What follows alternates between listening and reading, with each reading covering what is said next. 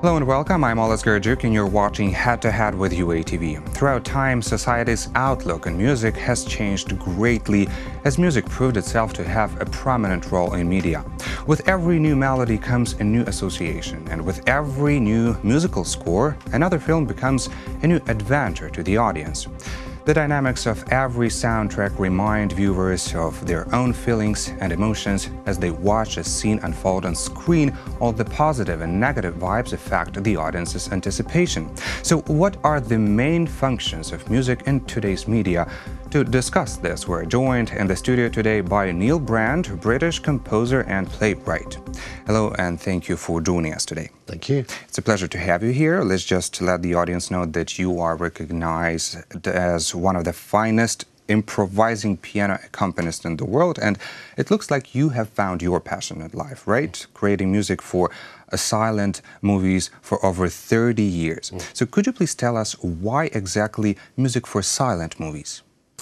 Well, when a silent film happens in front of an audience, there is in effect a blank sheet of paper for the musician. The musician can bring to that film whatever music they feel is right. And I learned this very early on because the very first films I played, I realized the music that was coming out wasn't just my attitude to the film, but how I was feeling at the time, what I thought the audience wanted, where I thought the film was in the big wide world of, well, when I started, 1990. All of those things really gave me a kind of sense that music for film was something which silent film could teach us. And then if you went on to understand how film music worked, you could understand how that music could have an opinion and could be different to music that already existed. So what makes composing for silent movies different from composing for ordinary ones? As far as I understand, you mean that music for ordinary movies is more like a background thing, but in this case, with the silent film, it's like a main focus of the film. I think that's true. There is a sense in which silent movie music is the only game in town. There is no dialogue. There are no other effects. You haven't got a director. This is the whole emotion, basically, so, music. Absolutely. So you have complete control over how that film works with an audience. Oh. Now, when you come to work with a director or work on a modern film, of course, there are then dialogue and the rest of it that you have to be aware of. You have to make your music fit to all those things. And yet you still have the chance to make your own point. And if you work well with a director, the director knows that you're not just putting his idea into your music, you're putting your own ideas into that music as well. Silent film, I found I was trying to work out what the director wanted me to do. So I started to learn how to read silent films, from the way a character stands, even. If a character's standing like that, where they are relaxed, as opposed to... And you depict this into the music. That then goes into the score. Wow. And the beauty of it is that that way you're reading the intentions of the director as well, because the director will have said to that character, stand like that. You know, just... So it looks like with the silent films, the sound producers or composers' work is sometimes probably even more important in terms of emotions than the work of director. And usually, if we're talking about media and television products and just ordinary movies, director is the main, I don't know, boss who takes over the control of everything, and he or she decides whether this sound fits or this sound doesn't fit. But in this case of silent films, it's different, right? Yeah, I think so. I think the main job of a composer for a silent film is to create a bridge between the age of the film and us now in 2019. So I don't do music that would have been what you would have heard in 1922 or 1927 or 1928. I try and write music that makes that film from 1927 more understandable and more accessible to a modern audience. What takes an audience into a film is them feeling a sympathy with it. And you can do that as a composer, even if the film doesn't necessarily have a sympathetic, accessible element to it. If an audience is sitting watching a film and they don't understand a character, the music can help them to understand that character. And that's where my job comes in, to my mind. So mainly you're working with alt films, right? Because there are no silent movies produced nowadays, as far as I understand. No. Well, unfortunately, you can't have the feedback from the directors, but I'm sure that would be very positive. What works? part of the reason I do this is... I'm anticipating this screening in Ukraine of Blackmail by Alfred Hitchcock and the music score created by you. I am anticipating this show. So, what works of yours are you proud of the most? Actually, I'm most proud of Blackmail. Oh, Blackmail? Yeah. That's great. I hope I'm going to have a chance to witness this work. I hope so. Hitchcock was always a big influence on me, on anybody of my age growing up in Britain, because Hitchcock's movies, Psycho, Vertigo, Rear Window, so many of those films were all part of our growing up in Britain. And so you're a huge fan of him? Yeah, huge fan of his, and a huge fan of his style of filmmaking. And he started as a silent movie director. And he actually started as the man who painted the intertitles on silent films. So when you get dialogue coming up in a silent film, he was the guy making those for the British studio he was working at the time. So he always had a very pictorial idea of how a film should work. And the best Hitchcock moments are usually without dialogue. They're moments of pure, what he would call pure cinema. So that you have the knifing in Psycho. You have the crop duster plane in North by Northwest attacking Cary Grant. All of these come through without any dialogue at all. Mm-hmm. This should be a masterpiece if the viewer can understand emotions and the volume of emotions without words. Yeah. With Blackmail, it's quite easy as well because he already knows how to put his intentions into a picture so that I can then go, oh, I see, we're looking at that. Right, I will make the music follow that moment. And if you listen to a lot of scores for Hitchcock, I think there's such a thing as a Hitchcock score. It's a very dark, obviously, very intense score with lots of suspense. And suspense is a wonderful thing to work on as a musician because suspense is that thing of holding, if you imagine an elastic band like that, holding it like that for as long as possible so that the audience are getting more and more and more terrified. And then, as he puts it, the explosion. Poof. Mm-hmm. But holding until that explosion is the best of all. Is the moment of satisfaction. It's fantastic. Great. So tell us, where do you usually play your music and where do you usually screen these movies by Alfred Hitchcock together with your music? Well, I first started to learn my trade when I was at BFI South Bank, and what was then the National Film Theatre, on the South Bank in London.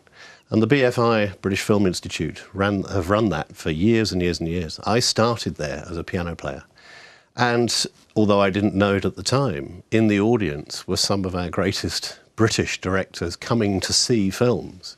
So Terry Jones, I'm going to forget all the names now because I really...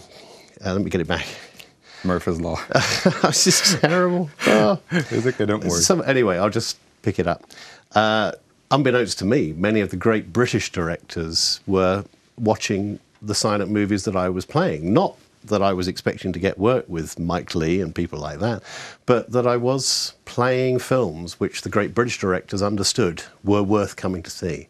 And so if you were playing a Hitchcock film, there would be one or two really high-profile professionals sitting there watching these films. And since then, I've been very lucky. I've been able to go around the world playing for silent films and showing Hitchcock and playing my score with Hitchcock. Because I think there is something timeless about the best silent films. They may be nearly 100 years old, but the emotions in them still work and the attitudes in them still work. This is very interesting. Well, your life story is very interesting, but speaking generally of music and cinematography, movies like, for example, Titanic, Lords of the Rings, or Star Wars are all known for their music, their soundtracks, right? And probably ordinary people do not even realize how important are sounds and movies. So could you please tell us more about this, and would any movie be the same if there was no music, if it was not accompanied by beautiful sound? No, I think all of those films that you've just mentioned have an element of fantasy about them. Even Titanic. Even Titanic is showing you the Titanic, which obviously doesn't exist anymore. And music can really help to make a fantasy world real. When you look at Star Wars, when you look at those early shots of, let's say, the spaceship, the ships coming in across the top, now you could see that in complete silence or with just the sound of spaceship motors as a couple of models, and they look a little bit plastic, maybe. Once you've got the music in there, dum, bum, bum, bum, ba-dum, bum, ba-dum, there is an intention to those moments that make it feel real. And what good music does, it puts us right in the centre of that scenario. So because of the music, we're on the Titanic. Mm-hmm. Because of the music, we're in the centre of that scene from Lord of the Rings. And as soon as you get something like the spider attack from Return of the King, that's not just a thing about being terrified of spiders. The music is already making you excited and terrified even before you see the spider. It makes you focus. It makes you pay attention to it even before. Yeah. Wow. I think music is so important with film. And good film composers are really, really important for the future of the art form.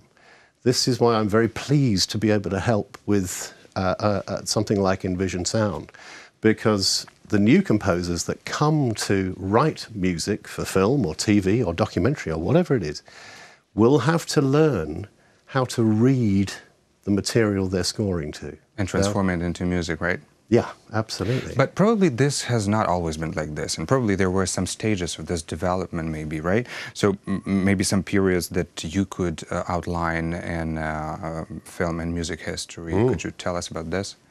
The very beginnings of sound. The first film that really uses what we would recognize as a film soundtrack is King Kong. King Kong? 1931. It's a very early fantasy movie. It's a great film, but in which a gorilla runs amok in New York. The gorilla, I think, was about that high. So he was a model, albeit a very good model. But the man who actually scored that film, Max Steiner, did for the first time, nobody had done this before, find a way to make the music fit to the film, which was that he used what was called a click track. Can we say that this year was the beginning when composers joined movie production? Pretty much, yes. And Steiner took certainly the last 40 minutes of the film and scored it all really close to the picture. And that was the first time anybody had done that. And he insisted on it. He actually had to fight the studio to say, look, you need music for this. No one's going to believe this gorilla climbing up the side of the Empire State Building unless I give it the music. And then when you see it and hear the music working with it, you can see what he was doing. And click track literally was, he would literally clip out of the side of a piece of film when he was scoring it, so that when it ran through, he would literally get... And that was the speed that he was writing to. So let's say he was doing bum, ba-dum, ba-ba-ba-ba-bum, that. That meant that when he then conducted the band in front of the screen to record the soundtrack, he heard in his headphones. So he was able to actually put those clicks in to the point that his score fitted exactly. And you see the change happening in seconds. That's what we're now used to. We've got wonderful technology now, of course, to be able to score to picture really quickly. Do we know the reaction, the feedback from the audience back then? Well, this was probably this turning point, right, in the industry. But do we know about any reaction from the public? It was massive. And King Kong terrified more people than had ever been terrified by a single film before. But also I think it was the first time people realized that cinema could create dreams on screen that completely immersed them. And from then on through, every composer who came along afterwards realized that their job was to add something, not just compose music that fitted with what was there, but to add something more. So you then have wonderful composers like Eric Korngold, who scores all the Errol Flynn, Robin Hood films, where you have wonderful adventure music, very uplifting. You then have, as you come later, you get Bernard Herrmann, who is one of the great Hitchcock exponents, who uses tiny little musical ideas to just add moments of extra tension, extra terror to the films. And then when you get to technology, when you get to the time where electronics and synthesized sound comes along, you then have this wonderful kind of half and half world between what's musical and what is sound design. Sound design can be music in and of itself. The great moment in The Godfather in which Al Pacino has been given the job of shooting the chief of police, and he's come out of the toilet, he has a gun, and there is no music, and they were trying to work out what to do to add tension to this moment. And so the sound designer on it added the sound of a railway going past outside the window. Wow. Elevated railway. So you get the screech of metal wheels as he comes out. Yeah, you feel some danger. And it adds so much. It's a horrible screeching sound, but it works as well, if not better, than music would have done. Well, this is so interesting, and this surprises me a lot. Probably these people, I mean, the people like you, composers, should be very empathetic towards every detail and notice every detail, which is very interesting. But unfortunately, we cannot, we cannot discuss everything. I want to shift a bit onto Ukraine because we're running out of time.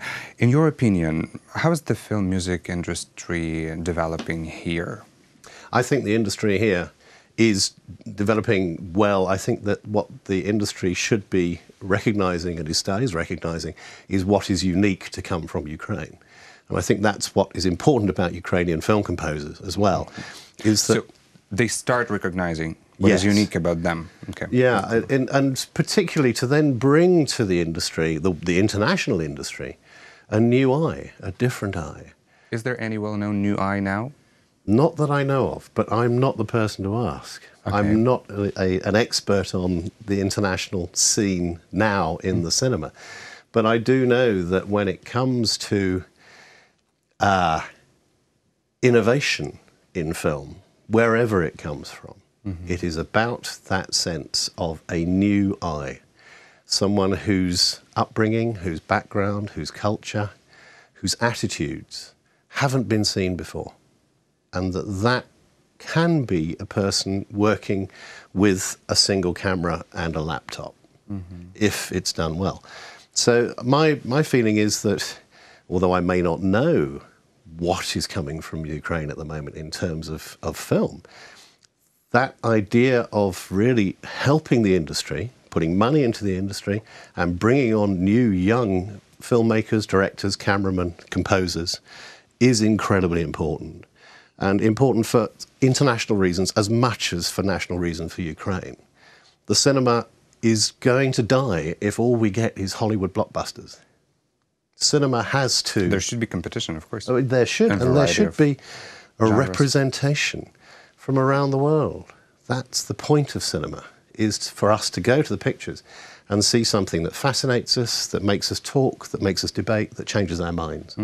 So, from what I understood, it's very important to always to look from the different angle on and develop some different approaches to music.